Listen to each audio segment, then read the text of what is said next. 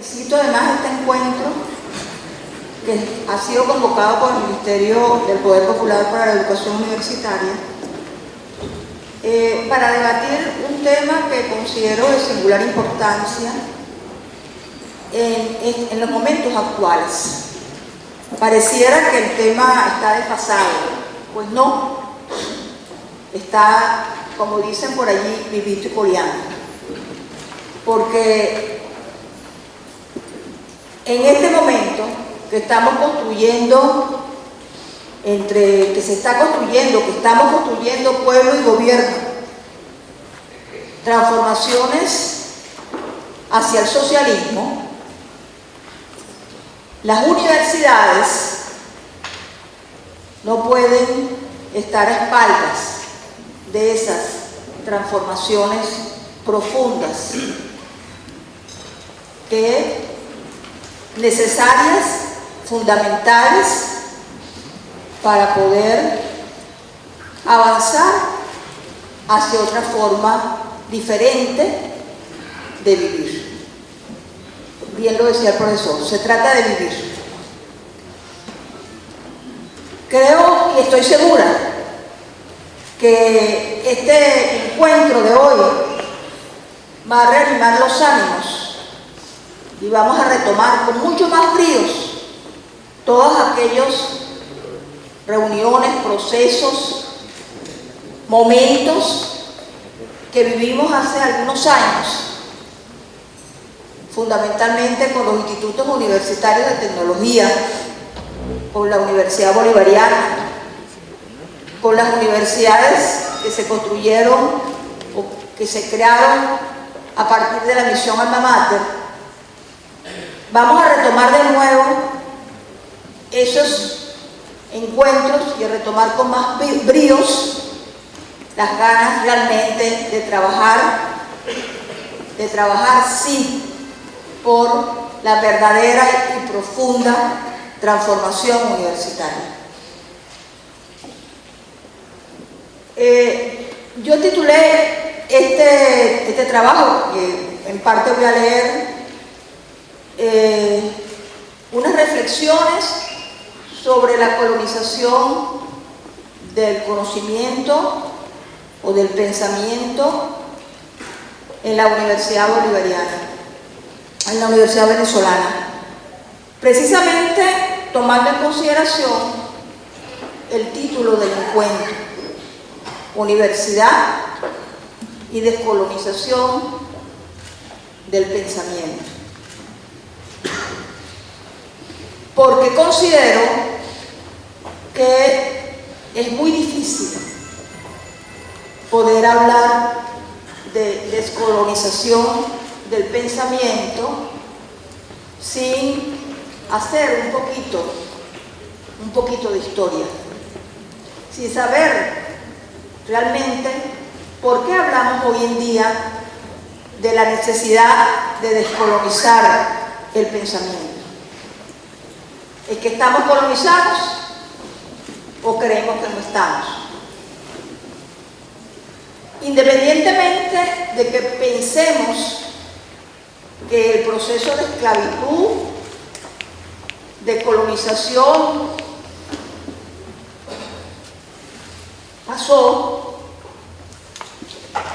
la colonización del pensamiento se mantiene. Y se mantiene más, yo diría, en las universidades, en quienes formamos parte de las universidades, que creo que lo digo con seguridad, que en ese pueblo que despertó y que Hugo Chávez logró despertar y crearle conciencia acerca de nuestra responsabilidad histórica. Por eso me parece tan importante este tema, referido específicamente a las universidades o a la Universidad Venezolana, porque la Universidad Venezolana forma parte de esa historia colonial. Porque la Universidad Venezolana de desigualdades, de injusticias, de exclusiones, de diferenciaciones y, como bien decía la profesora, de alienaciones que nosotros vivimos desde el siglo XV, cuando nuestros pueblos originarios violentamente pasaron a formar parte de la historia del capital. Desde ese momento formamos parte de la historia del capital, primero de Europa, luego de los Estados Unidos y hasta el presente. Hasta el presente, porque todo lo que está ocurriendo en este momento, todas las presiones que estamos recibiendo de los Estados Unidos y de todas las hegemonías, porque no solamente es la hegemonía de los Estados Unidos, sino las otras hegemonías mundiales. Pensemos en Inglaterra, Francia, etcétera, ¿verdad? Todo eso que estamos viviendo está imbrincado, unido a esa historia de nosotros como pueblos coloniales, que hemos sido y somos fundamentalmente desde el punto de vista cultural. Al respecto, traigo una cita de Aníbal Quijano que dice lo siguiente: la colonialidad del poder implicó la colonialidad del saber, y la colonialidad del saber contribuyó a desmantelar, a veces con buenas intenciones, los sistemas legales indígenas, y también con buenas intenciones a desmantelar la filosofía y la organización económica indígena. Es decir, cómo nuestro saber, nuestros conocimientos están colonizados desde el momento en el cual se crearon las instituciones coloniales. Y entre esas instituciones, la universidad. La universidad formó parte de las instituciones creadas por la corona española, en el caso nuestro, en el caso de los países colonizados por España. Formó parte de ese entramado institucional que, teniendo raíces históricas y sociales, servía y sirve para formar fundamentalmente a las élites nacidas en el exterior en aquel momento, nacidas en España o nacidas en Venezuela. Y en aquel momento coincidieron perfectamente bien los intereses de la corona y los intereses de nuestros grupos dominantes, en la necesidad de formar a las élites.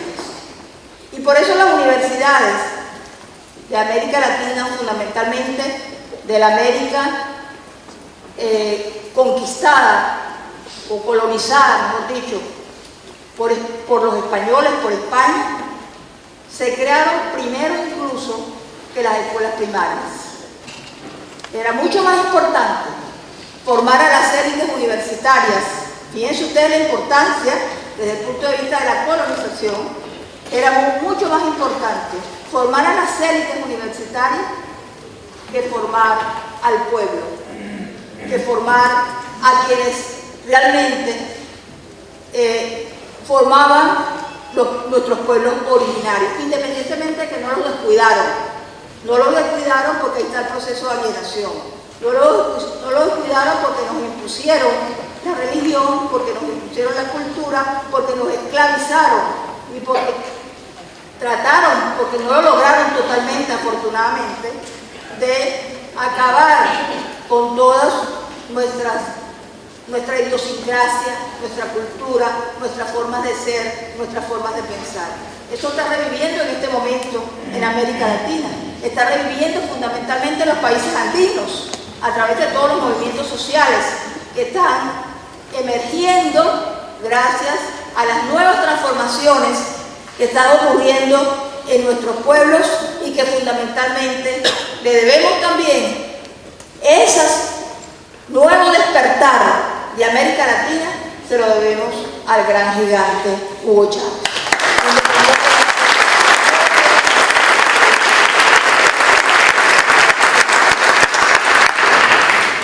Después de las cruentas guerras de independencia, que hace más de 200 años, y que nosotros cuando estudiamos historia, Venezuela se independizó. Somos independientes, sí. Después de esas cruentas guerras de independencia, la Universidad Republicana no cambió. No cambió, sino que simplemente se reacomodó a las nuevas apetencias del poder.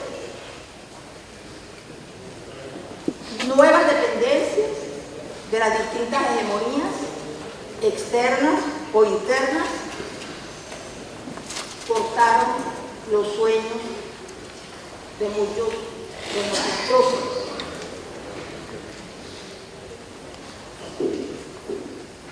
En este proceso de nuevas dependencias, porque quiero señalar bien claro que algunos creemos que hemos roto con la dependencia.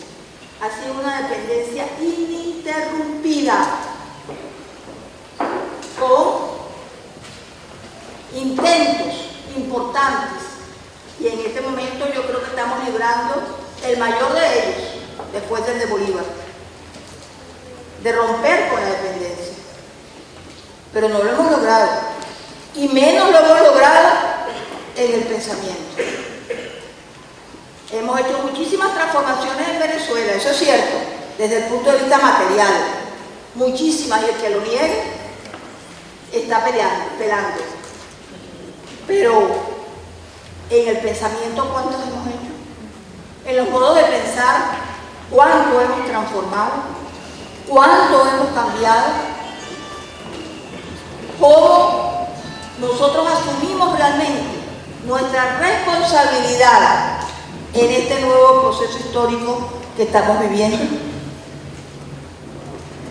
En ese contexto, decía, de nuevas dependencias, la Universidad Republicana, en su concepción académica y en sus procesos educativos, fue interiorizando y adaptando, representando los modos de pensar propios de lo que se llamó y se sigue llamando la razón moderna, vigente en el mundo occidental desde el siglo XVIII, cuya expresión, digamos, más nítida en nuestro quehacer universitario es el pensamiento positivista, el pensamiento científico positivista.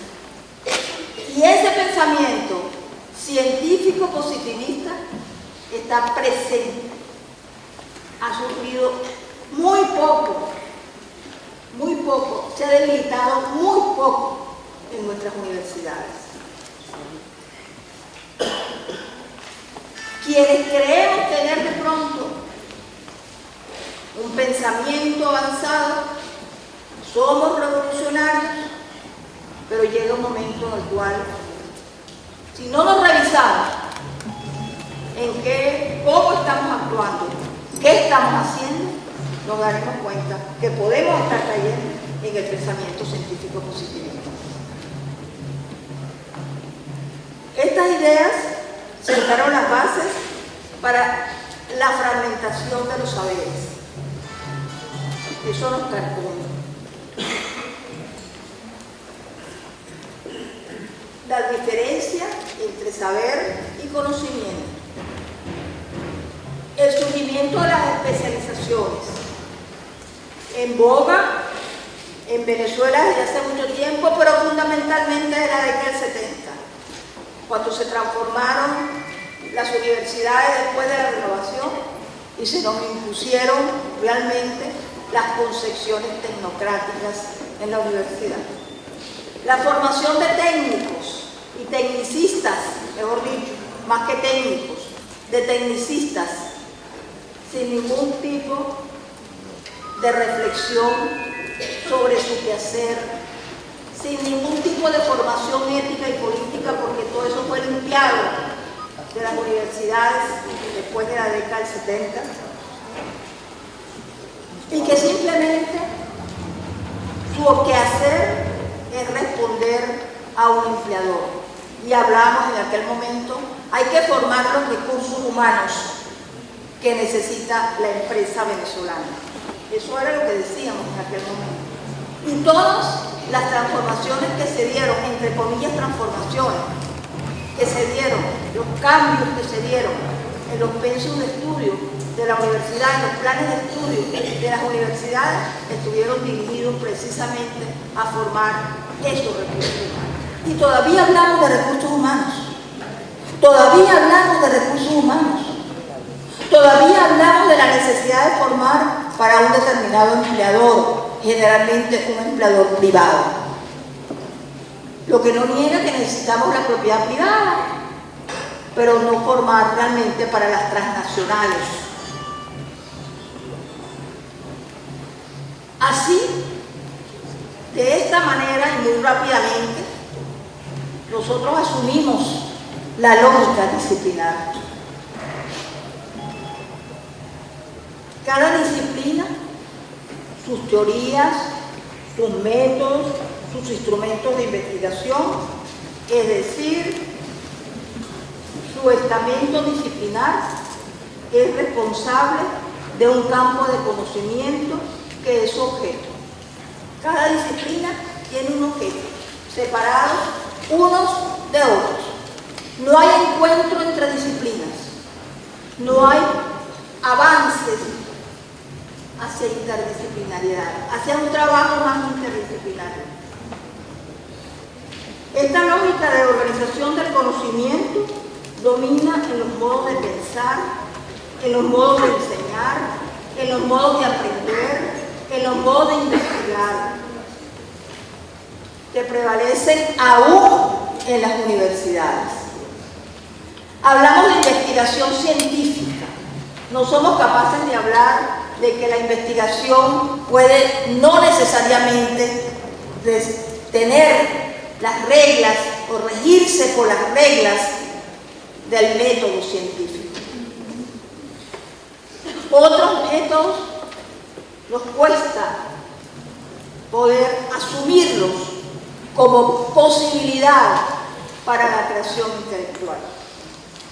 Por eso cuando nosotros hablamos y empezamos en la Universidad Bolivariana a hablar de formación, creación intelectual e interacción con las comunidades, no son nuevos nombres, es una resignificación de los procesos fundamentales de las universidades, porque de eso se trata. No se trata de hacer docencia, se trata de formar desde el punto de vista ético, desde el punto de vista político, desde el punto de vista sociocultural y desde el punto de vista del área de conocimiento de que se trata. Cuando hablamos de creación intelectual, estamos hablando de la posibilidad de la creación del hombre, de la posibilidad de que ahí entre la literatura, de que ahí entre la filosofía, de que ahí entre el pensar, el reflexionar, que ahí entre la política y no simplemente de la investigación al estilo positivista. Incluye investigación si la queremos hacer de ese tipo, pero no la niega, no niega otros tipos de métodos.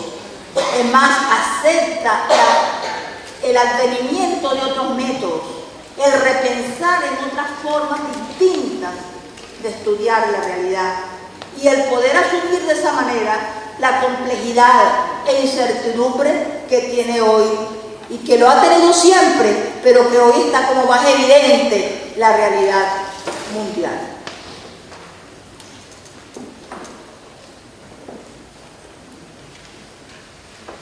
Con esta forma de pensar se logran lógicamente los objetivos de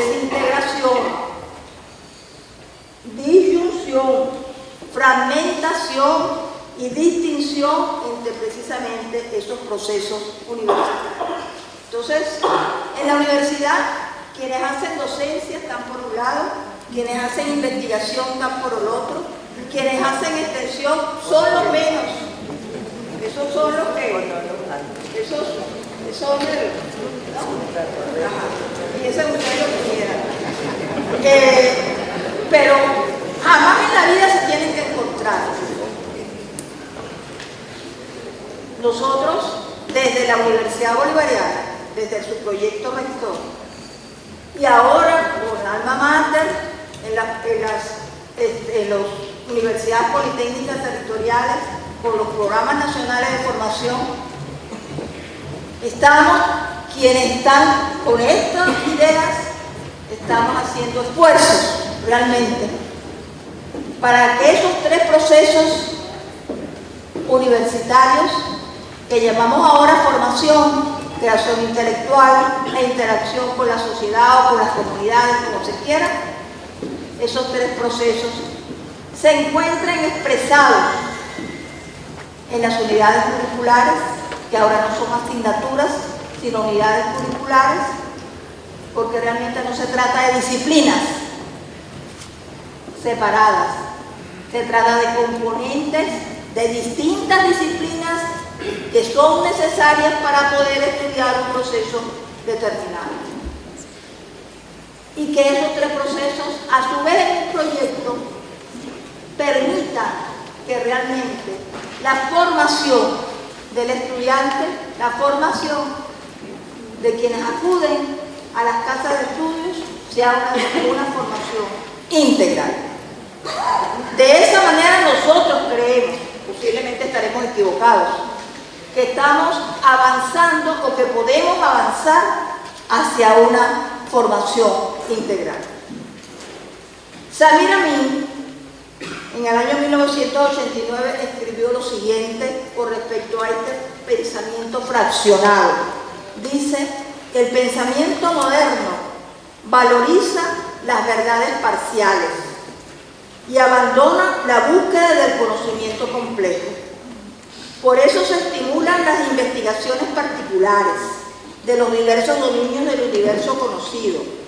Y como estas investigaciones implican por naturaleza la sumisión y las pruebas empíricas de los hechos, la ruptura, esto es bien importante, la ruptura entre ciencia y tecnología será relativizada.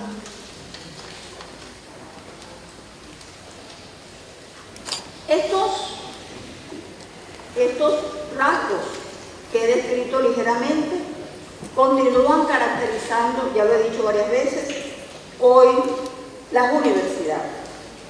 ¿De qué se trata entonces en este momento? ¿Qué hacer en este momento? En este momento, y desde hace algún tiempo, quizás decimos eso ya pasó, no pasó.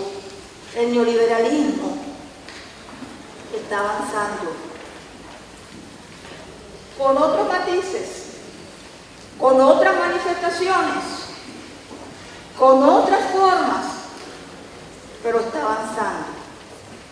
Porque el neoliberalismo, como bien lo dice Edgardo Lander, no es solo una forma de organización de la economía. Nosotros creemos, no, eso es un problema económico.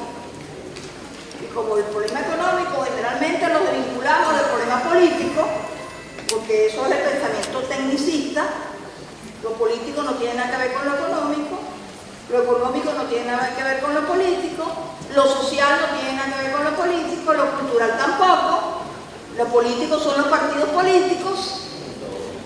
Entonces, creemos que el neoliberalismo es solamente una forma de organizar la economía.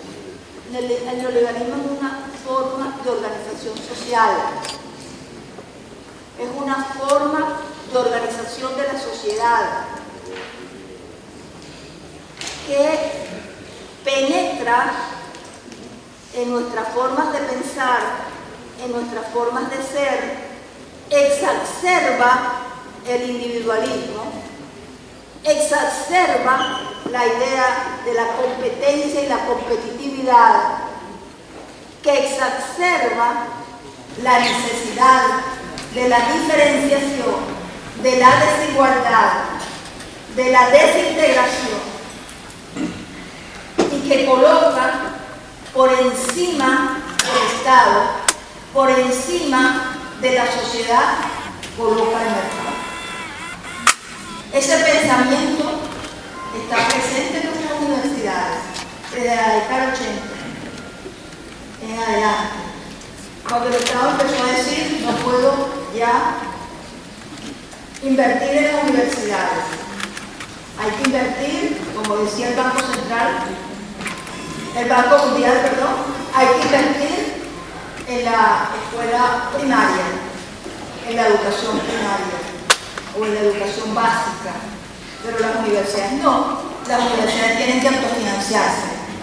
Desde ese momento empezó a penetrar en nuestras universidades con fuerza o con mayor fuerza el pensamiento mercantilista, la venta del conocimiento, la necesidad de vendernos a cualquier postor, a cualquier empresario, a cualquier transnacional, con tal de obtener ingresos para las investigaciones. Y ese pensamiento es el pensamiento neoliberal. Es el pensamiento que nos desune. Es el pensamiento que nos pone a competir unas universidades con otras. Es el pensamiento que nos impide desaprender para volver a aprender. Y eso es necesario. Todos los días tenemos que continuar aprendiendo.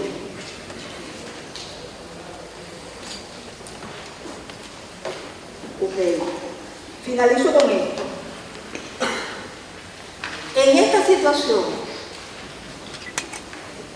avanzar hacia la descolonización del conocimiento y los saberes en nuestras universidades exige un compromiso social y político, mediante el cual las miradas y los compromisos partan de nuestras propias realidades. Ya basta de traer modelos de otros países. Ya basta pensar que resolveremos nuestros problemas tecnológicos con tecnología importada. Del trabajo con el pueblo, romper los muros, hemos dicho muchas veces, los muros de la universidad. Saber que el conocimiento que supuestamente se crea en la universidad es un conocimiento incompleto, si no se consigue por los saberes que están fuera de ella, si no se enriquece con esos saberes, si no se entrecruza con esos saberes, si no se alimenta de esos saberes,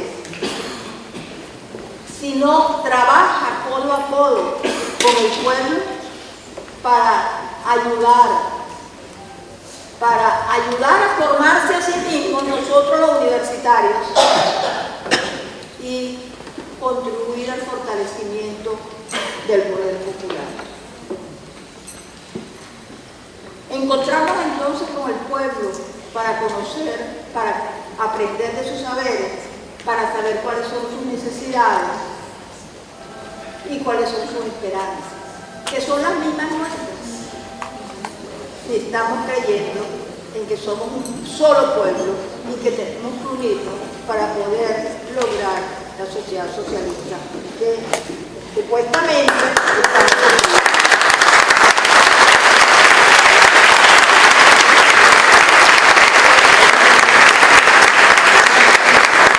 Entonces, de una nueva concepción de universidad, no solamente de cambios curriculares, de cambios administrativos, aunque necesarios, no lo son todos. Es urgente avivar el pensamiento crítico y darle un nuevo sentido, como bien decía Magaldi,